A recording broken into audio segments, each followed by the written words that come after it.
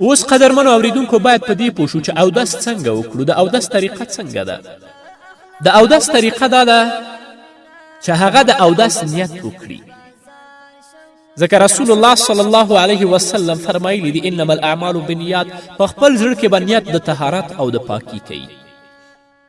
او دې پسې به د اودس پسې به متصل چې کله اودس کوي د اودس په ابتدا کې به بسم الله الرحمن الرحیم وایي. ځکه حضرت ابي هریره رضی الله تعالی عنه فرمایي چې رسول الله صلی الله علیه وسلم ماته وفرمیل یا ابا هریرة اذا توضأت فقل بسم الله والحمد لله.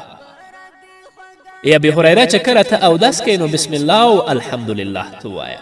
او غوره خبره دا ده چې پوره بسم الله الرحمن الرحیم د اودس په ابتدا کې ولوستل شي. نو چې کله د اودس اراده کوي په زړه کې د نیت د پاکي وکړي. دویم د اودس په شروع او د اودس په ابتدا کې د بسم الله الرحمن الرحیم ووایي. او د دې نه د وروسته خپل لاسونه تر بندونو پورې 3 ځلې ووینځي. د خپل لاسونه د تر مړوندونو پورې 3 ځلې ووینځي. څلورم دا چې خپله خوله به 3 ځلې ووینځي چې دا د اوداسه په سنتو کې ټول راځي. د خپله خوله دې همدارنګه 3 ځلې ووینځي. او مسواک دې هم په خولې کې وهي. که مسواک نه وي نو خوله دې د شهادت د ګوتې په وسیله باندې پاکه کړي. او که مسواک وي دا خو ډیره غوره خبره ده چې الله رب العزت به تا ته په هغه اوداسه کې چې تا مسواک کړی او بیا په هغه اوداسه باندې ته مونځ کوې، الله رب العزت به ډیر اجرونه درکوي د هغه اوداسه نه چې په هغه کې مسواک نه وي. او پنځم دا چې غرغړه به وکړي، یعنې چې کله خولې ته اوبه اچوي خولې به اوبه به ستوني ته ورسوي. او په روژه کې به دا کار نه کوي. شپږم دا چې پوزه به 3 ځلې ووینځي او په چپ لاس به یې 3 ځلې پاکه کړي. اوم دا چې خپل مخ به 3 ځلې ووینځي او د وینځلو طریقه یې دا ده چې اوبه به په خپلو لاسونو راواخلي، په تندي به واچوي او دغسې به راښکته شي او خپل مخ به سلوي پې. یعنې اوبه به له تندي له ویښتو څخه د ځنې لاندې او د یو غوږ در نرمي څخه د بل غوږ در نرمي پورې ورسیږي.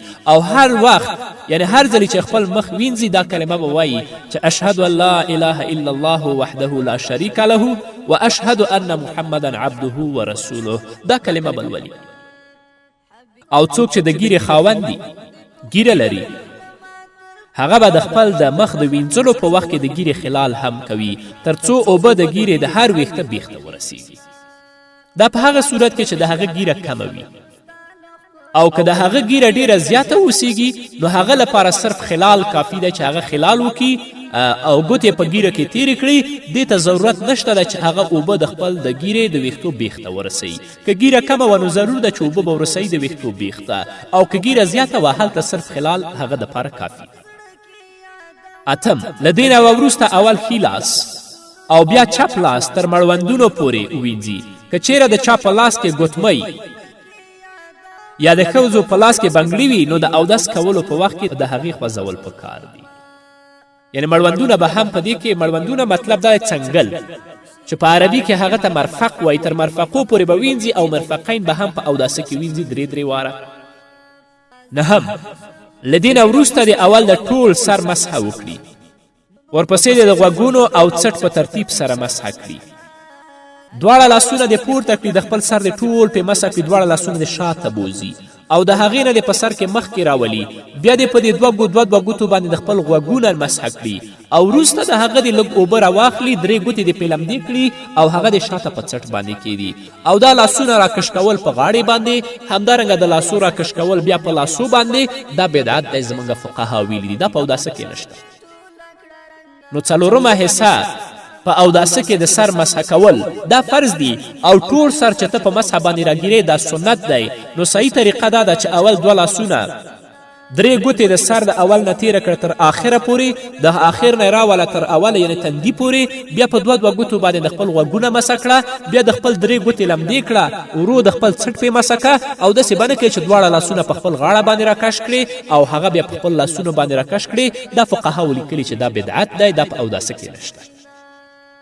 نو چې کله یې سر مسحه که، د سر نه وروسته د خپل څټ مسحه که، نو د دې نه د وروسته اول د خپله ښي پښه او بیا چپه پښه تر بجلکو پورې 3 وارې ووینځي او د ګوتو ترمنځ ځایونه دې خلال کړي چې هغه وچ پاتې نشي.